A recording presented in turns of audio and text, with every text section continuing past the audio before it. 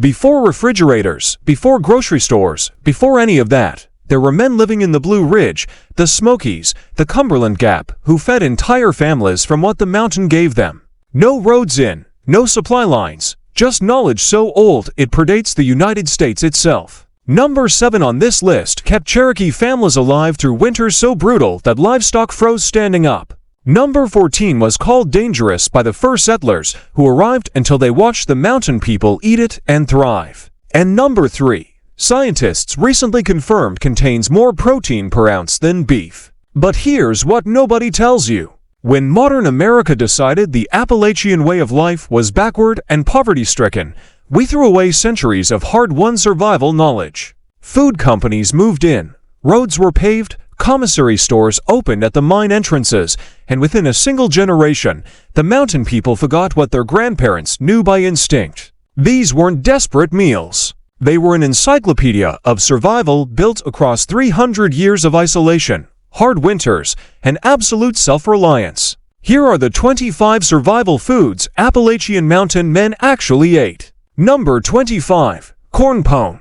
Before the cast iron skillet, there was a flat rock and a fire. Appalachian settlers and the 143 Cherokee people before them mixed nothing but cornmeal, water, and a pinch of salt, pressed the dough into thick oval cakes, and baked them directly on hearthstones or in the coals. No leavening, no fat, no oven required. Corn pone was the original emergency food of the mountains.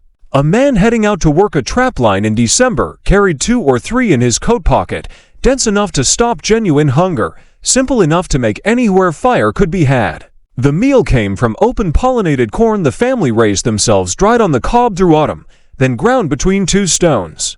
A bushel of dried corn yielded roughly 50 pounds of meal, enough to feed a family through a hard month. What modern people call cornbread is a softened, sweetened, egg-and-rick descendant of a food that asked nothing of you but fire and water. Walk into any mountain homestead in the 1880s and look up at the porch ceiling. You would see long strings of green beans threaded through with a needle and hung to dry through the late summer heat. Mountain people called them leather breeches, and they were one of the most important preservation techniques in Appalachian history. The process was simple.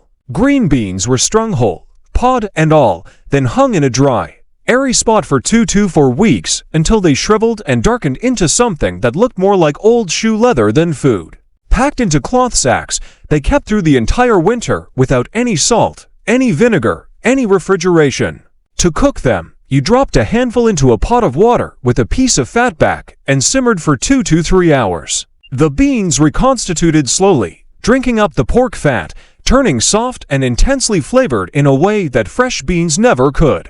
Food scientists studying traditional preservation methods have noted the drying process concentrates certain nutrients and creates flavor compounds impossible to achieve any other way. The mountain people just called it good. Number 23. Pawpaw. The pawpaw is the largest edible fruit native to North America and almost completely forgotten by the modern food system. Pawpaws grew in river bottoms throughout the Appalachians, heavy clusters of pale yellow fruit that ripened in September and fell from the branch before you could pick them. Mountain families watched their pawpaw groves the way valley farmers watched their peach orchards. The window was short, maybe 2 weeks, and the fruit bruised easily. But the flesh inside was creamy and rich, tasting something between banana and vanilla custard with a caloric density that made it exceptional survival food. You could eat it raw. You could dry it into cakes that kept for months. A man who knew where the pawpaw groves were on his stretch of mountain had Clear's Throat a significant food source that most passing strangers would walk right past. Every fat rendered in an Appalachian kitchen had a job. Hog lard for baking, chicken fat for frying, but bear grease sat above them all. A single black bear taken in the fall when the animal had fattened on acorns and berries could yield 30 to 40 pounds of rendered fat. Pure calorie-dense fuel for a family burning 3,000 calories a day just staying warm. Mountain men rubbed it into their skin against the cold. Mixed with beeswax, it made a salve that prevented frostbite on exposed hands and ears. In the skillet, it fried everything with a rich, slightly sweet flavor that lard could never quite match. When lard and then vegetable shortening became commercially available, Bear grease disappeared from mountain kitchens within a single generation. The knowledge of how to render it and how to store it properly in earthenware faded with the people who practiced it. Music number 21. Groundhog. Every mountain man with any sense considered the groundhog a legitimate protein source, and with good reason. Groundhogs were abundant, predictable in their habits, easy to locate, and yielded several pounds of clean red meat per animal. The key was preparation. Groundhog had a strong flavor if cooked carelessly. Mountain cooks knew to remove the small glands beneath the front legs immediately after skinning. Then soak the meat overnight in mulled salted water with a splash of apple cider vinegar. Then you braise the pieces low and slow with onions, dried beans, and whatever herbs the kitchen offered. Cooked correctly, groundhog tasted something like a rich dark-fed rabbit. That judgment came from outside the mountains. The people who lived there never needed anyone to tell them it worked. Number 20. Wild ramp. Bread. Every spring when the ramps came up on the north slopes, Appalachian families knew winter was truly ending. Ramps, wild leeks growing in dense patches under bare hardwood trees, were the first green food of the year after months of dried and salted provisions. Music. The flavor was fierce, somewhere between garlic and onion with an edge that made your eyes water. The simplest preparation was ramp bread. Ramps chopped fine and folded into cornmeal batter, then fried flat in the skillet until the edges crisped. What mountain people understood, and what nutritional science confirmed a century later, was that ramps are extraordinarily rich in vitamin C, selenium, and vitamin A after a long winter. Ramp season was a genuine nutritional lifeline. Mountain schools reportedly gave children days off during ramp season because the smell was too powerful for the classroom. Nobody much cared. The food was that important. First pattern music break. Here is the thing about Appalachian food that the rest of America missed entirely. These were not poverty foods born from ignorance. Music, they were precision foods born from generations of observation. The mountain people knew which plants were medicinal and which were poisonous with a specificity that trained botanists arriving in the region in the late 1800s found astonishing. They knew which hickory trees yielded the sweetest nuts and which pawpaw groves produced the heaviest fruit. This was not survival by luck. It was survival by accumulated expertise so deep it looked like instinct. Long before the mountain men arrived, the Cherokee had developed a food from hickory nuts that early European settlers compared to rich cream. Ripe hickory nuts were cracked, the nut meat separated, and then pounded in a wooden mortar until the mixture became a coarse paste. That paste was boiled in water, and the fat rising to the surface was skimmed off and saved. What remained was a thick, smoky flavored soup supplying significant calories and fat. The skimmed fat, called hickory milk by early observers, was poured into crocks and used as a cooking fat with a deeply nutty flavor. A single productive hickory tree in a good year could yield enough nuts to make 5 or 6 pounds of this oil. Mountain settlers learned this technique directly from Cherokee neighbors and used it well into the 20th century in areas where hog fat was scarce. Dried corn is a food. Harmony is a different thing entirely. The transformation begins with lye water made by filtering rainwater through wood ash. The dried corn kernels are soaked in this alkaline solution until the hard outer hull slips away and the kernel swells to nearly double its size. 1050. What the mountain people knew, and what most people outside the region still do not know, is that this processing step fundamentally changes the nutritional profile of corn. Untreated corn contains niacin in a form the human body cannot absorb. Nixtamalization releases it. Populations eating untreated corn as a staple developed. Pellagra, a devastating vitamin B3 deficiency. Appalachian mountain people eating hominy did not suffer pellagra at the rates lowland populations did. They did not know the chemistry. They had the result. Number 17. Sassafras tea. The roots of the sassafras tree were one of the most valuable items the mountains produced. Brewed by boiling sections of root bark in water until the liquid turned deep amber. Sassafras root tea was a genuine staple of mountain life for 300 years. The flavor is unmistakable, rich, warming, and slightly sweet, tasting like root beer because sassafras was literally the original flavoring ingredient in commercial root beer. Mountain families drank it through winter as a warming drink, used it as a base for medicinal preparations, and music made a spring tonic believed to clean the blood after the long cold months. The FDA banned saffron, a compound in sassafras oil from commercial food products in 1960 based on animal studies. Mountain people who drank a cup or two a week across generations did not consider this meaningful. Their grandparents had drunk it, and their great-grandparents before them. Music 16. Crackling cornbread. Every mountain family that kept hogs rendered lard at hog killing time in November. What was left after the fat rendered out were cracklins, small golden brown crispy remnants of pork skin and fat. Cracklins got stirred into cornmeal batter before baking. The pieces distributed through the bread created music pockets of salty, intensely porky richness in every bite. The fat they released during baking gave the bread a crust ordinary cornbread could not match. This was not a luxury variation. This was a way to use every last product of the hog and build a more calorie-dense bread for men doing physical labor in cold mountain air. 15. Poke salad. This is the one that would get a modern city dweller into serious trouble without proper instruction. Pokeweed grows abundantly throughout the Appalachians, a tall plant whose mature leaves, stems, roots, and berries are all toxic. And yet, mountain people ate the young spring shoots as a valued green vegetable. The preparation was specific and non-negotiable. Young poke shoots were boiled, the water poured off, fresh water added, boiled again, poured off again, sometimes a third time. This repeated blanching drove out enough toxin to make the greens safe. The result, fried in bacon grease with onions, was described as one of the finest spring greens available. Early settlers who did not learn the correct preparation got sick or worse. The people who knew with absolute precision. This was not casual knowledge. It was the difference between a spring salad and a medical emergency. Second pattern break. Here is where the story gets complicated.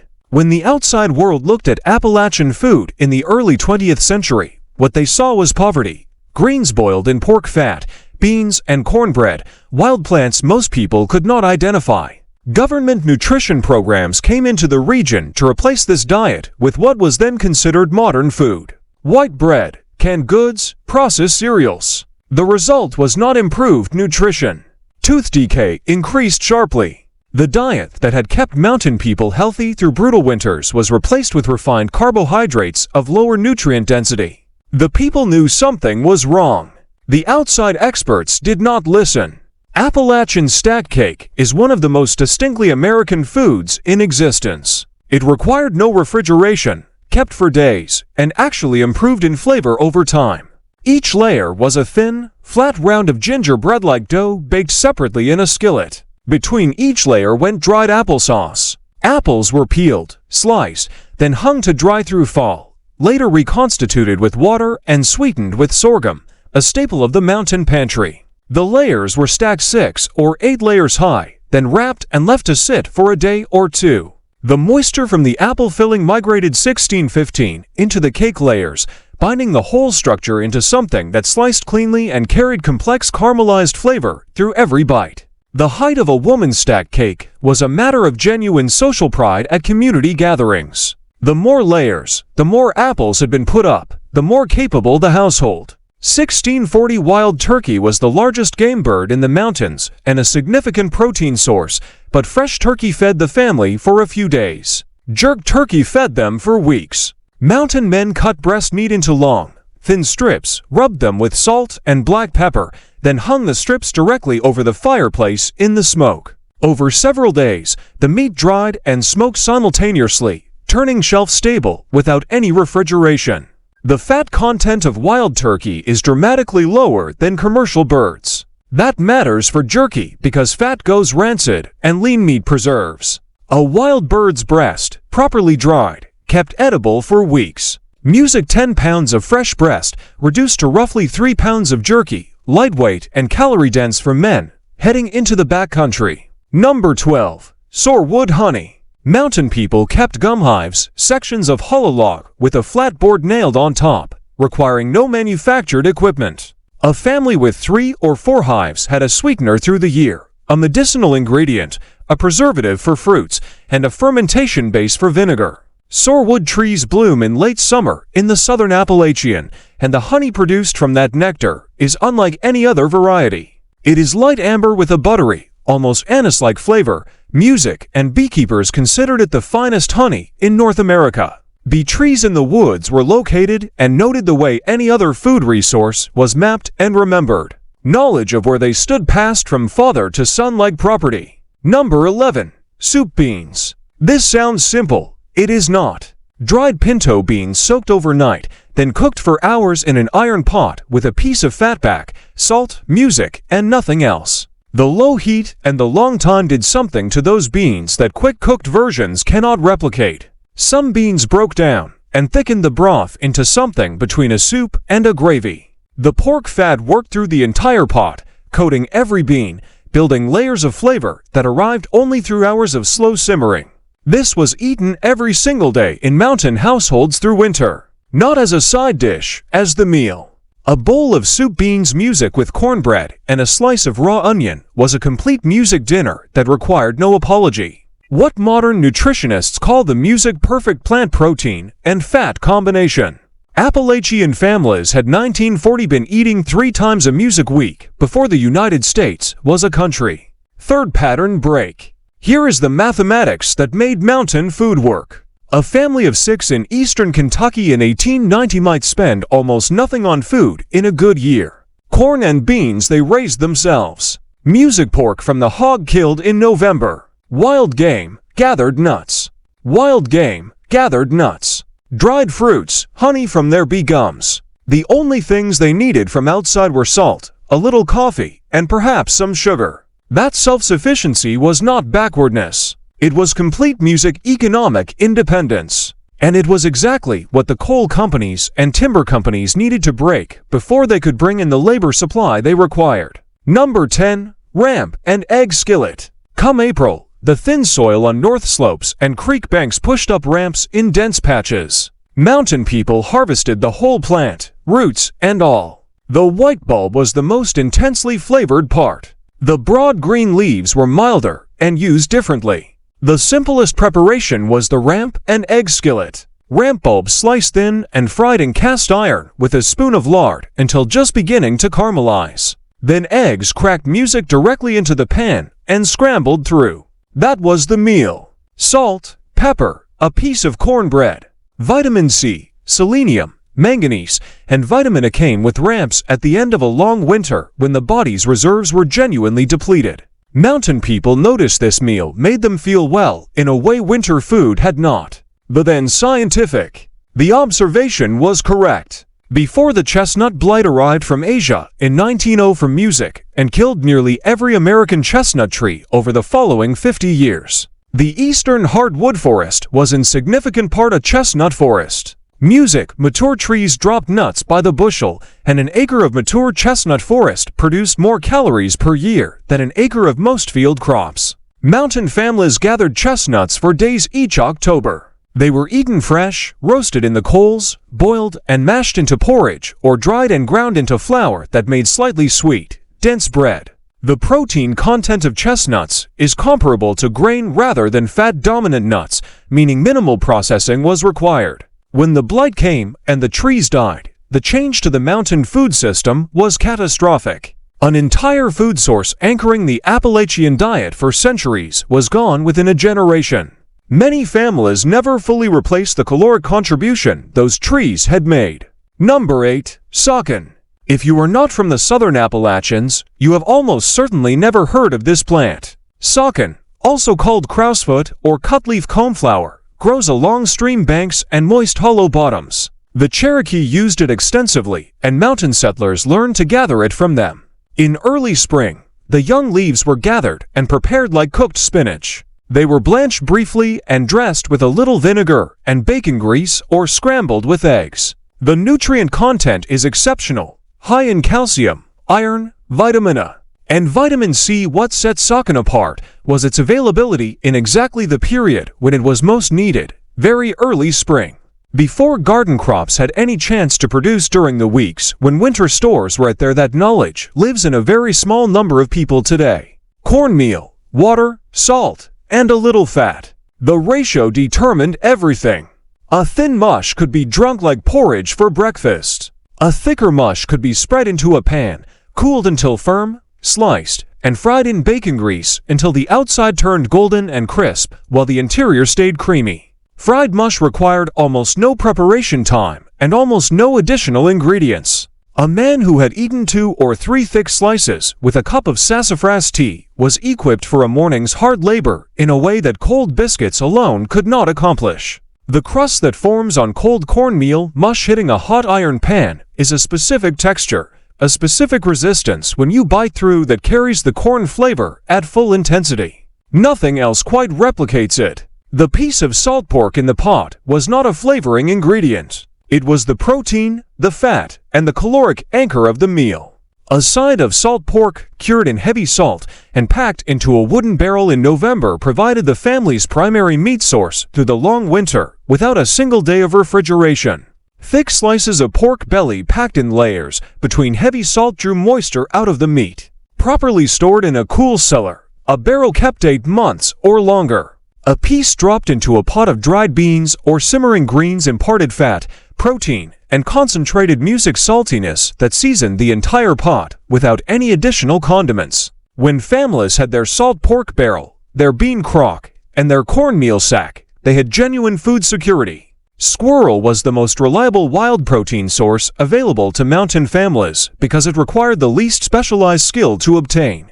Was available year-round and produced a broth when simmered slowly that had no equivalent in the domestic larder. 2 or 3 squirrels jointed and browned in a little lard, then covered with water and simmered for 2 hours with an onion, produced a music-rich, clear broth that tasted cleaner and more complex than chicken stock. Then came the dumplings. Mountain dumplings were not fluffy drop dumplings. They were flat, rolled thin from flour, lard, and a little water, cut into rough strips and dropped into the simmering pot where they soaked up the broth. A pot of squirrel and dumplings fed a family of 5. It required no purchased ingredients beyond flour and salt. Every other component came from the land within walking distance of the cabin. Before refrigeration, brine preservation was the difference between having food in January and going hungry. Mountain families prepared their pickled beans, wild ramps, and garden cucumbers in apple cider vinegar brine with salt, and the acid did the preservation work that cold temperatures do today. The vinegar itself was a production. Pressed cider from fall apples fermented through late fall, then soured further into acetic acid over additional weeks in a cracked lid barrel. The resulting vinegar, dark and cloudy, was poured boiling hot over packed vegetables in ceramic crocks and sealed. Traditional apple cider vinegar retains significant compounds that commercially produced distilled white vinegar does not. The cloudy sediment is a live probiotic culture. Mountain people ate fermented vegetables all winter and maintained gut health that their descendants eating commercially processed foods often do not. Number 3. Black walnut protein paste. Every mountain family with black walnut trees gathered them in October when the husks turned from green to black. The green husk stained hands brown that did not wash out for days. The shells required a hammer to crack, and the nut meat came out in pieces rather than clean halves. The work was considerable, but the protein content of black walnuts is higher per ounce than beef. Not comparable, higher, 14 g of protein per ounce. And the fat content is rich in omega-3 and omega-6 fatty acids in proportions nutritionists today identify as optimal. Pounded into a coarse paste and stirred into cooked cornmeal mush, they created a high-protein porridge mixed with dried fruit and pressed into flat cakes. They made concentrated trail food that sustained men on long hunting trips.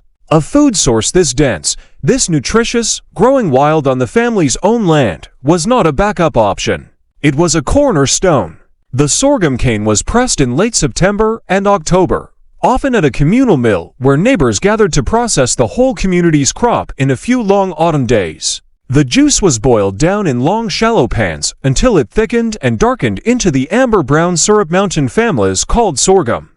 A family might put up 10 to 20 gallons in a good year. That syrup was their primary sweetener, their baking ingredient, their sauce, and their preserved energy source through winter. The nutritional profile of sorghum molasses is music substantially different from refined white sugar. It retains iron, calcium, potassium, magnesium, music, and B vitamins from the original plant. A mountain family eating sorghum as their primary sweetener was getting micronutrients in every spoonful that the white sugar, which replaced it, never provided. When commercial sugar became cheap in the early 20th century, sorghum production in the mountains collapsed over a single generation. The mills closed. The knowledge of how to tend the cane, how to tell when the syrup had cooked to proper consistency, vanished with the older people who held it. Music number 1. Dried bean and cornbread. If you want to understand Appalachian survival food in a single image, it is this. A bowl of pinto beans cooked all day with fatback, a wedge of hot cornbread, music, and a raw onion pulled from the cellar. Complete protein from corn and beans combined, and fat music from the pork. Nothing that could not be stored for months without refrigeration. Everything grown on the family's own ground. A family that had planted enough and put up enough was genuinely food secure through a hard mountain winter with almost no dependence on the outside world. Mountain people called this poor food music when prosperity arrived. Their grandchildren paying grocery bills they can barely manage might recognize what was actually lost. Share which one surprised you most in the comments. And if your family still makes any of these, I want to hear about it. I want to hear about it.